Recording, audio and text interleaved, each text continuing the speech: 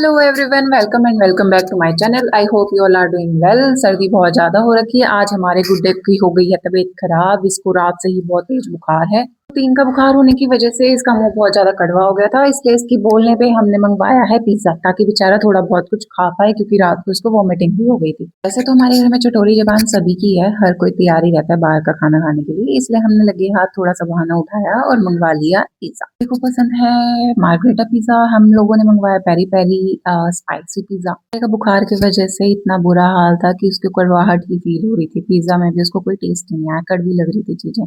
मेरा तो हाल ही मत पूछो, क्योंकि मैंने रिसेंटली कल ही स्मूथनिंग करवाई है। मेरे बार बार बाल मुंह पे आ रहे थे। अब फिर मुझे मार्केट भी जाना था, तो मैं धोने के बाद कपड़े सूख ही नहीं रहे थे और गुड्डे के पास कमी कपड़े बचे थे, इसलिए हमने नए कपड़े लिए। और फिर मुझे याद आया कि मेरे को मेरी स्कूटी की सर्विस भी करवानी थी। मम्मी और मैं रुक गए स्कूटी की सर्विस करवाने। थोड़ा सा टाइम लगा, हमने वेट किया। भैया को मेरी स्कूटी को सुधारते हुए ठीक करते हुए देखा हमने। वैसे तो मजा आया, लेकिन थोड़ा सा बोरिंग भी था। जब मैंने चला के देखा तो मेरी स्कूटी के ब्रेक्स टाइट हो रखे थे। मुझे डाउट हुआ कि कहीं ब्रेक्स फेल ना हो जाए, वरना हमारी जिंदगियां फेल हो जाएंगी। लेकिन फिर भी हम वापस घर पहुंचे, मेरे गुन्नू से मिले। जब भी हम घर आते हैं बहुत ज्यादा खुश हो जाता है। इसको लगता है जो भी बाहर गया उसको आने के बाद इससे मिलना ही है, और ये अपनी पूंछ मोरपंख की तरह हिलाता है। मैंने ये शॉल बांध के अपने आप को पूरी तरह से तैयार कर दिया था, क्योंकि मेरे बाल नहीं खराब होने चाहिए थे। जो कपड़े लेके आए थे हमने इसको डलवा के देखे कि इसका साइज ठीक है या नहीं है। फिर इसको मैं बाहर लेके गई, ताकि फीवर में इसका थोड़ा सा मन ठीक हो जाए। अब समझ आ रहा है कि बच्चे भगवान का रूप क्यों माने गए हैं। बच्चे चाहे अपने सगे हों या अपने भाई के हों, बच्चे इतने प्यारे लगते हैं ना। जब ये मेरे साथ सोता है मुझे ऐसा लगता है जैसे ये मेरा ही बच्चा है।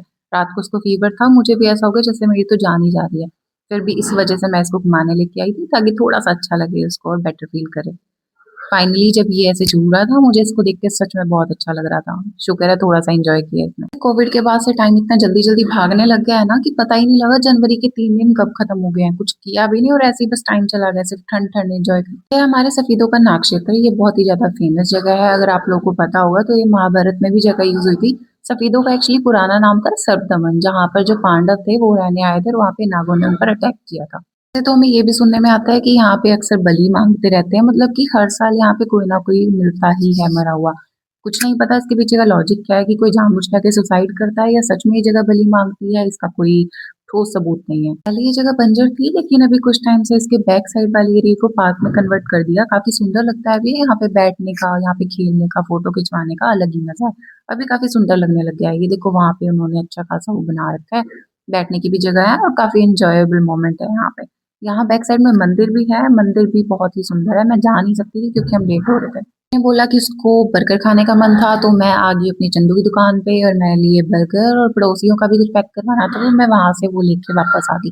ठंड बहुत ज्यादा थी, वेट करते करते फिर मैं वापस शाम होगी आते आते, और फिर मैंने सामान उठाया और मैं आ गई। इसलिए मैं अपनी एक बॉटल भी लेके आई थी, क्योंकि ये मेरे पर्स में आराम से आ जाएगा। और डुक्कू की चीजियां भी लेके आई थी, क्योंकि आज बीमार है। तो हमने चाय वाय बना लिया शाम को, और फिर हमने साथ में नाश्ता किया, जो मैं अभी शॉप से लेके आई थी। आज का तो सारा दिन ऐसे ही खाने पीने में घूमने फिरने में चला गया। हम मिलते हैं अपनी अगली ब्लॉग में, तब तक के लिए जय श्री कृष्णा।